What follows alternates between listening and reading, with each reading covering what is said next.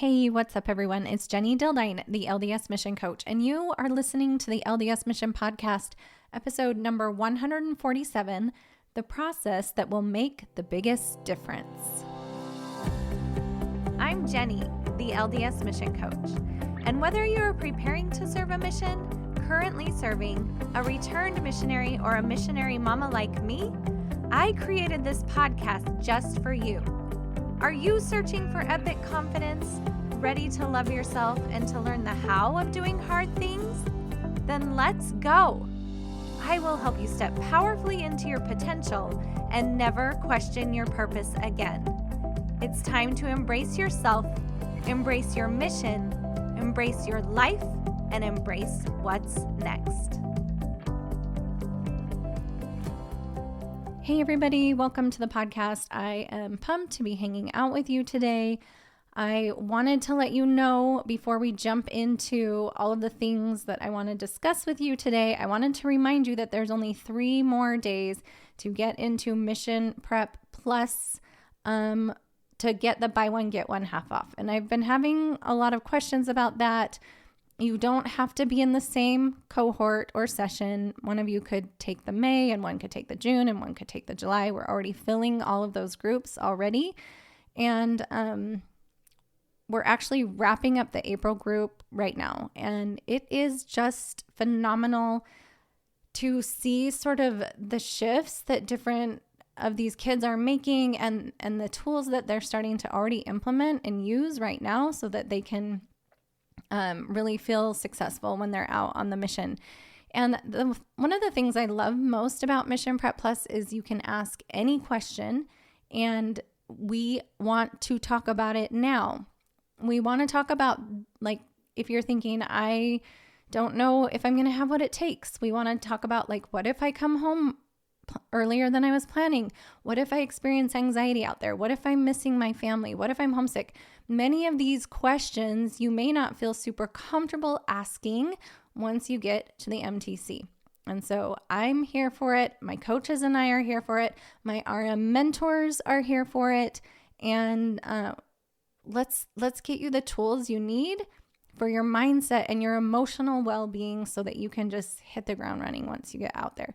So just go ahead. If you want the code for the 50% off, just email me, jenny@jennydildine.com, and say, hey, I'm taking it with this person. She's joining this one, and I'm joining this other class, and just let me know, and I can send you the 50% off code. So we're already filling May and June. So get on it. It ends on the 15th, tax day.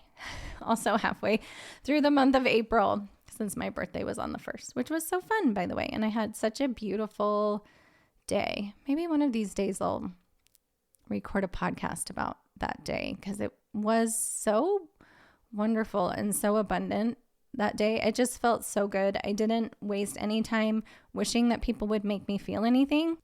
I just decided to, on purpose, feel the way that I wanted to feel. And so maybe I'll record a podcast about that process. But one of the things that was really fun that happened on that day is I got an email from a currently serving missionary. And I wanted to read it to you because it just filled my whole heart and my whole soul. It says, hey, Jenny, I am a currently serving missionary. This might be kind of weird, but I just wanted to write you a quick thank you email. I found your podcast when I was preparing for my mission. I was struggling with a lot of anxiety at the time. A lot of things about the mission scared me. I was feeling overwhelmed and I didn't know if I could do it, but I knew God wanted me to serve. I started listening to your podcast every morning. As I listened, everything that I was struggling with, I was able to get answers to. As I started to implement the tools you gave me, everything changed. I learned how to manage my emotions and how to feel less overwhelmed. I was so much happier. She says, going into my mission, I was much more confident. I knew everything was going to be okay, even if it would be hard. She says, mission life hasn't been easy, especially with anxiety, but the tools you gave me have really helped me adjust. I can't thank you enough for all you do. Listening to your podcast has changed my mission. Oh, It might have been the best birthday present I got, honestly, was just hearing the way that what we're doing here and what we're talking about here is changing the lives of people who are serving missions and people who are coming home from missions. So if you would just share, even if you could just share this podcast with one person this summer who's getting ready to serve, it can make such a huge impact. And the thing that I love about this work is it's such a ripple effect, because you share this podcast with one person, and then that person is going to affect their companion and their district and their zone and their mission and their mission leaders. And it just has a expansive ripple effect that is just huge. So thank you so much for this beautiful email. I always love to hear from you guys. Anytime, reach out and let me know how you're doing. Let me know what you're struggling with, and I can speak to it and even record a podcast, which reminds me, there's many missionaries listening all over the world via Google Drive. And so if that's something you're interested in, getting the podcast for your missionary who's out serving, you can just email podcast@jennydildine.com and we'll get you all set up. We'll help get your missionary all set up. So anyway, I wanted to share that with you. And it's one of those times where I was just like, okay, this is helping. We're doing good work here. So I really appreciate you guys being here and for listening to the podcast and for sharing the podcast and getting the word out about the help that we give missionaries and RMs and their families as well. Okay, so let's talk about the process that will make the biggest difference. One of the toughest things about the mission is the variability, the infinite amount of variables of people and their backgrounds and their experiences and their personalities and like their genetics. And I've talked about this a few times on the podcast. The way that a certain number of variables comes together in, let's say, a companionship is infinite. When we think about one person's background, their genetics, their personality, their past experiences, their emotional maturity, and we think about another person's background, experiences, emotional resilience, emotional maturity, also any sort of personality things that they've had, like all of it is so different. And when we take that into account, not only with just the personalities and backgrounds and the spirits of two people that are highly unique and highly different, then we add in the different environments that we live in, we add in the different language, we add in the different cultures, we add in the culture of our mission presidents, we add in our own variables and other mission leadership. It's just mind-boggling to me how many different combinations that we have.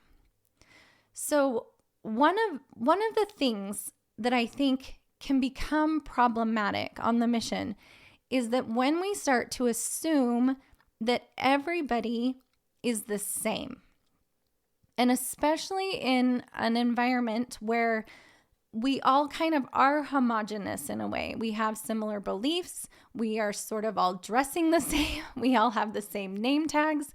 We have the same sort of goals and ideas about what we're trying to accomplish. We worship the same Savior. Okay? Since we're in this homogenous environment, it can often become problematic for us to start to cookie cutter the processes that we go through. And what I mean by processes, I'm going to give you tons of examples, but like mostly what I'm talking about is things designed to get stuff done.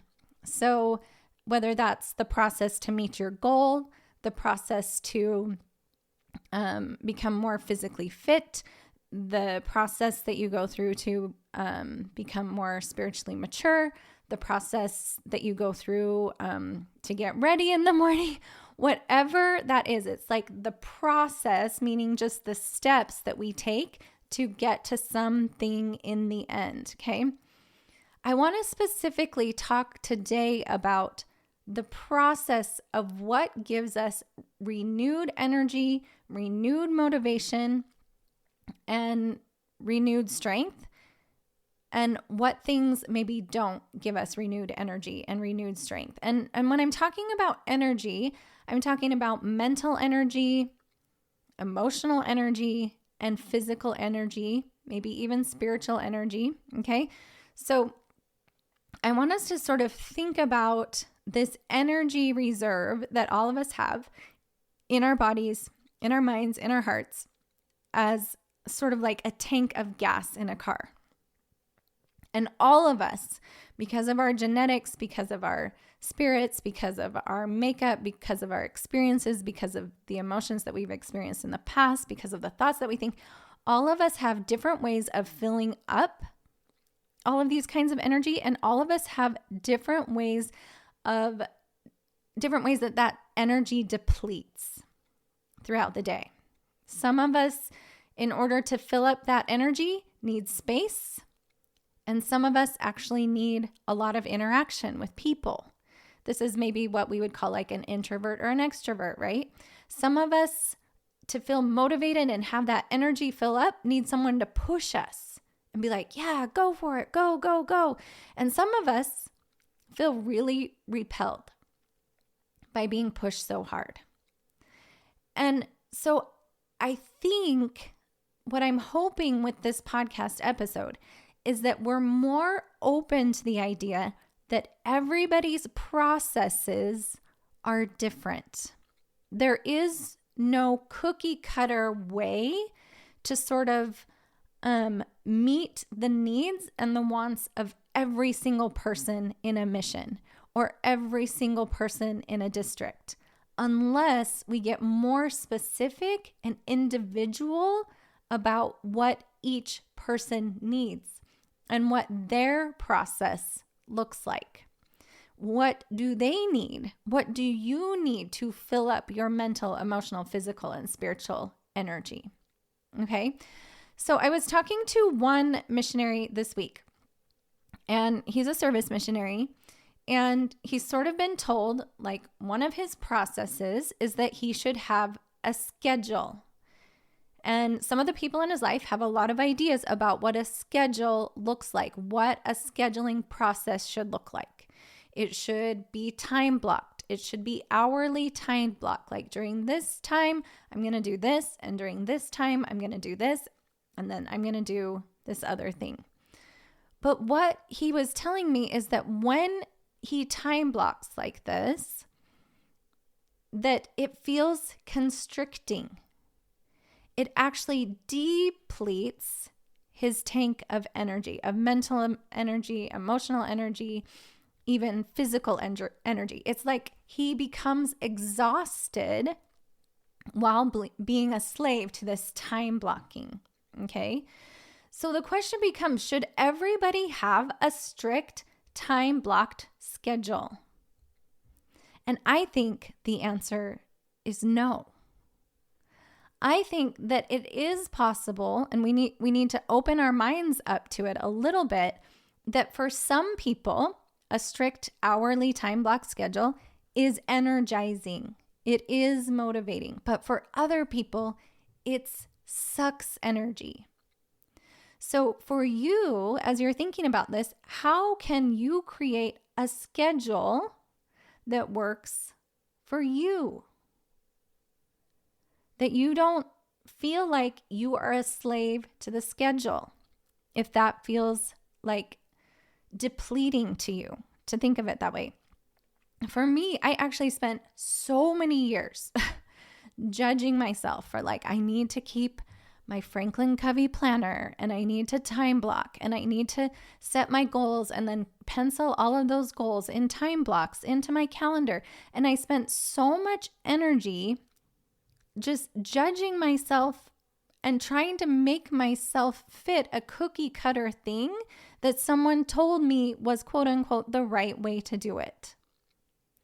And that was energy depleting for me because I would spin in self-resentment and self-judgment. It gave me so many reasons when I didn't follow that time block schedule to not like myself. And that is energy sucking. Okay, that depleted my energy. I was a slave to the process rather than having the process that worked best for me.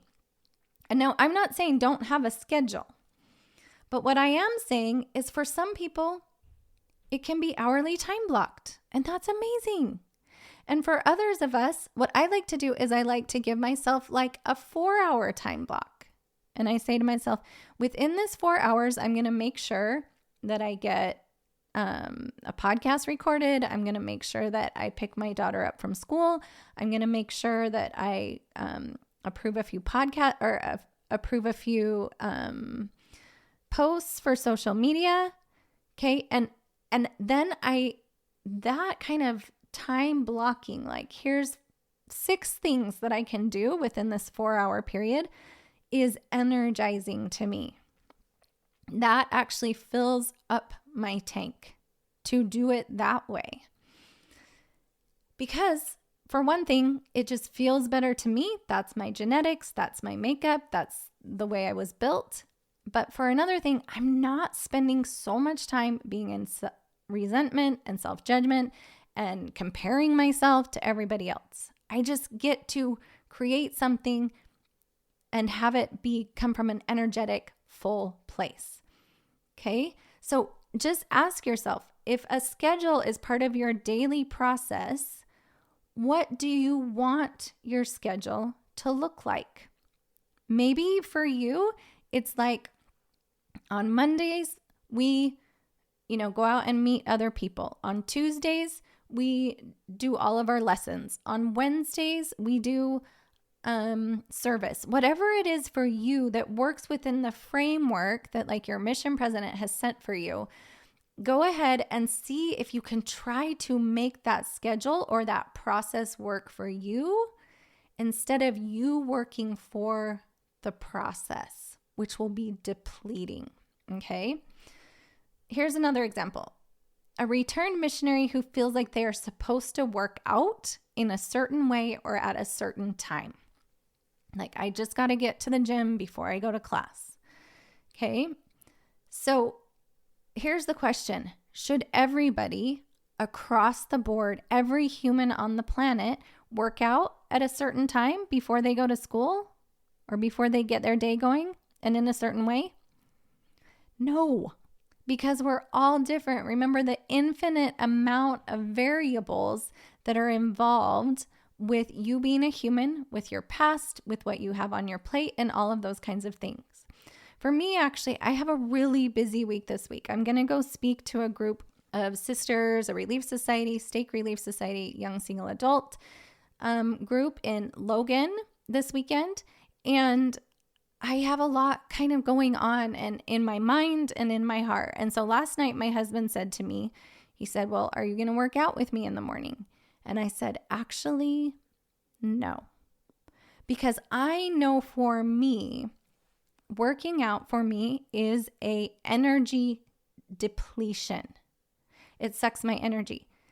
That is not to say that that is how it is for everybody. For my husband, actually, working out adds energy to his gas tank. It actually, adds energy to his battery life. So what I said to him is I said, you know what? I can't this week. I don't have any drama about it either. I'm not like I should work out more and everybody works out in the morning and maybe I would just have more energy. No, I don't play with any of that at all. I'm like, how does it work best for me? What is my best process?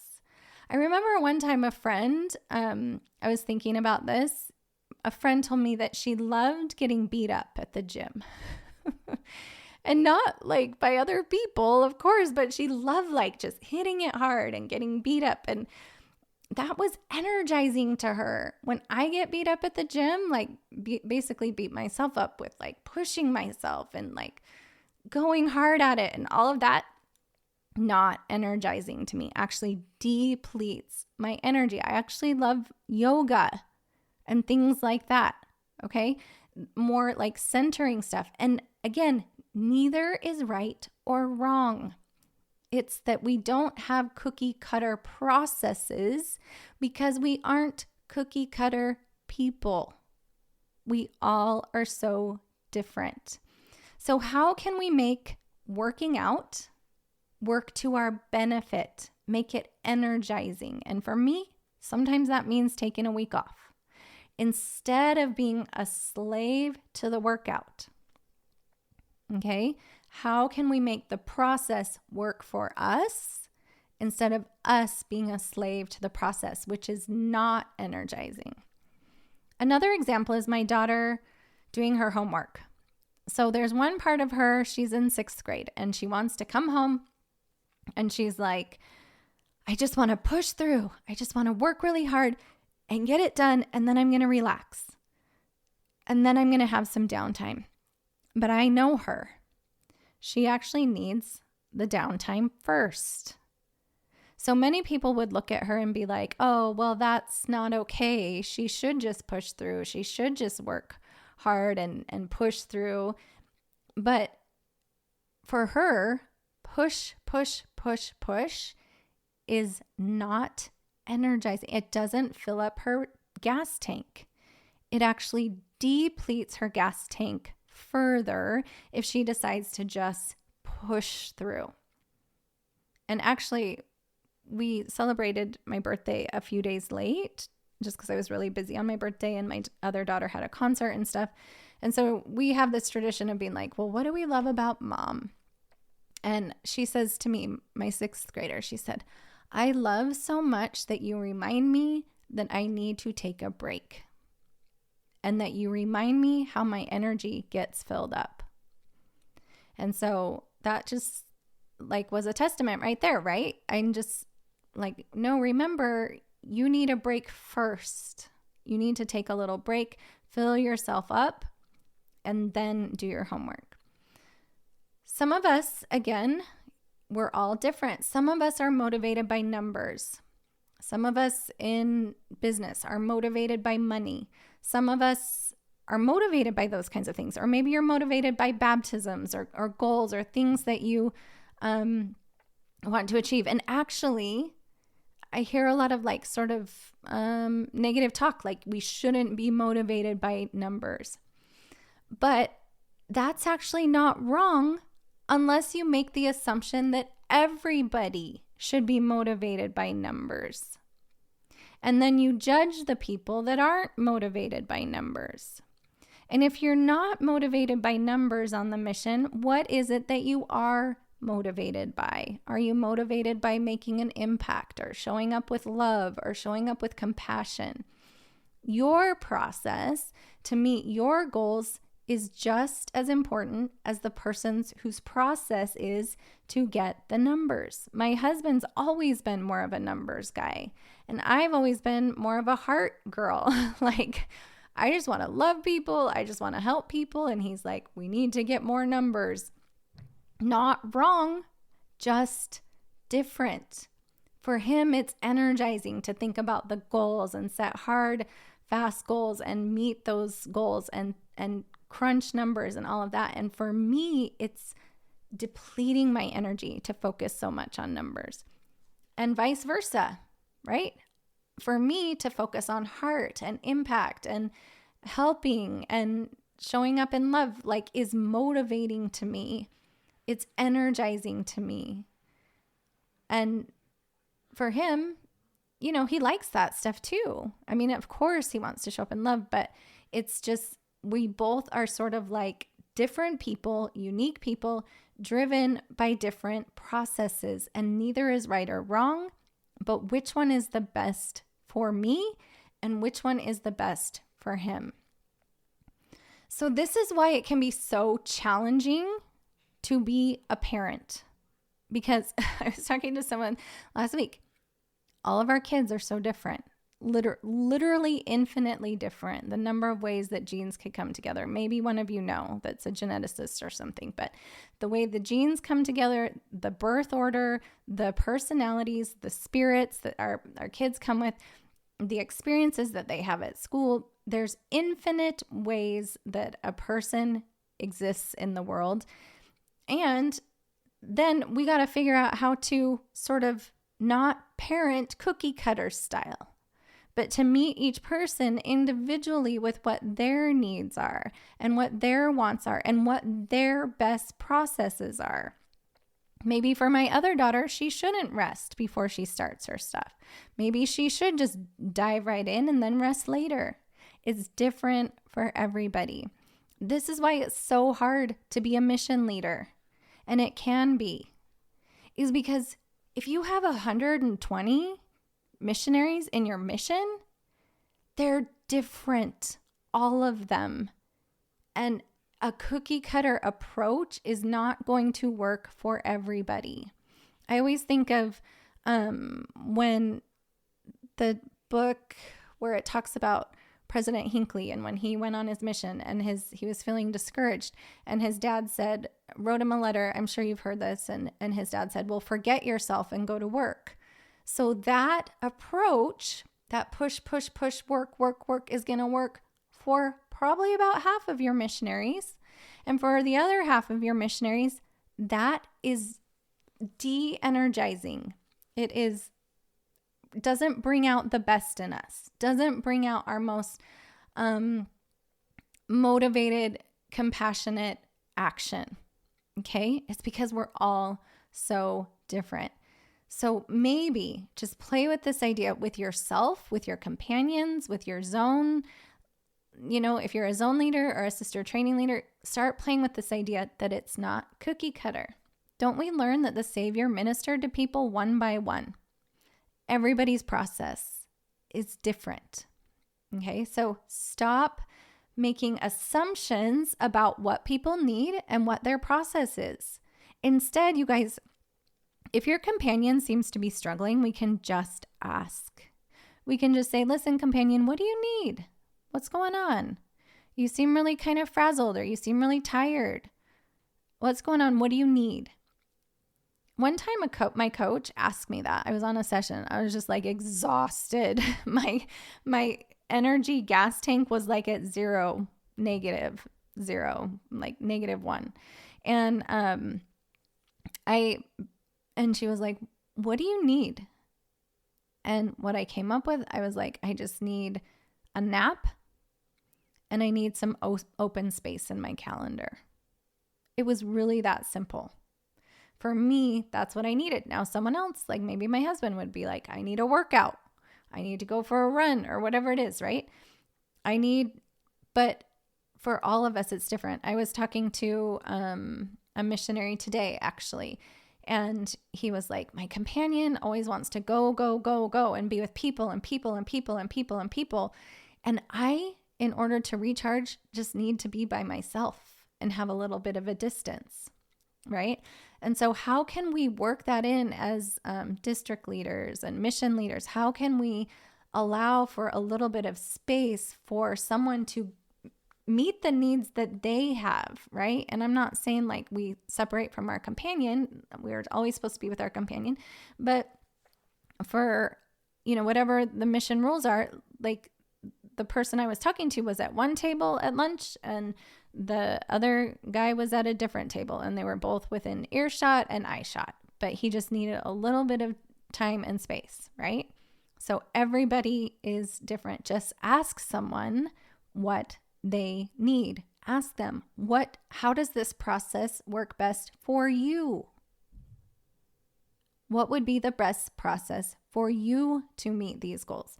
Okay, I wrote down a few quick steps is to figure out the process that will make the biggest difference for you and for your mission. Follow these steps. Number 1, don't wait for someone else to ask you. Number 2, get curious and figure it out for yourself. So that's number 3. Figure out what fills up your energy and what depletes your energy. And it might be the same as your companion, and it might be different than your companion. And it might be the same as your dad, and it might be different than your dad. And it might be the same as your roommate, and it might be different from your roommate. It might be different from your spouse, okay? Number 4, be open to how you can make the process work for you instead of you working for the process. If we're working against the process and kind of butting our heads up against the process, I can guarantee you it's depleting you instead of working for you. Number 5, don't compare. We don't come from cookie cutter molds, you guys, any of us. It wouldn't even be possible to make a cookie cutter of any of us. We are so infinitely different, and that is for a divine purpose from our heavenly parents, right? Especially on the mission. I was talking to one girl today that was like, she's like, well, maybe I just need to be more like my companion. And I was like, nope. You are going to impact and share like ideas with people that she doesn't even understand, and vice versa, because you are so different. Okay, number 6, and this is the last one. Believe your process is the process that will make the biggest difference for people. So just believe that. Figure out what fills up your energy, okay? And that thing is what is the best process. It is the thing that will make the biggest difference, is when you're you, and when you lean into being you, and when you show up in these processes in the way that fills you up instead of a way that defeats you. I want to talk about this analogy one more time of this like car that has a tank.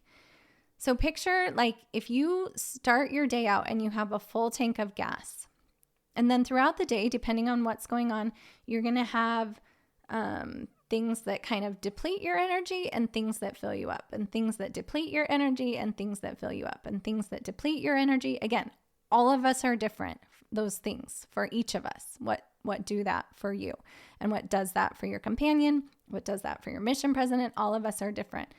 So here's the thing that we don't want to have happen is we don't want to let that become so depleted that then we're just pushing the car. Let's say I wanted to go up to Target and my gas tank is full, okay? And then on the way, like I take a little detour and then I have a conversation, and then I don't know, I sit at a stoplight for a really long time. It would never take me a full tank of gas to get to Target, by the way. But I hope you understand the analogy is like, let's say I ran out of gas on the way to Target. If I ran out of gas on the way to Target, it saves so much time to just pull over at the Chevron and get some gas. Versus how much time does it take to push my car to Target? So get really good and practiced at knowing what fills you up and what depletes you. For some of you, it's people. For some of you, it's alone time. For some of you, it's walks. For some of you, it's staying inside. Totally different for all of us. Some of us, it's working out. Some of us, it's taking a nap, whatever it is. So what is the best process for you that will make the biggest difference and the biggest impact in your energy levels and the way that you're able to show up on your mission? The process that will make the biggest difference is the one that works for you. The one that fills up your tank, not some cookie cutter answer of what someone told you of the way it was supposed to be, but what fills up your tank. And we can totally fill up our tanks within the framework of the mission and the mission rules, 100%. You can totally do that, but make those processes, those rules work for you instead of you working for those processes, okay? You're here to do something special. You're here to do something unique and to share something unique with the people around you. And that is really important to share. You are here to make a difference. So figure out what your process is and lean into that. Okay, my friends, everyone have the most amazing week, and we will talk to you next time. Serving a mission for the Church of Jesus Christ of Latter-day Saints can present a unique set of challenges. And many of those challenges you might not even see coming.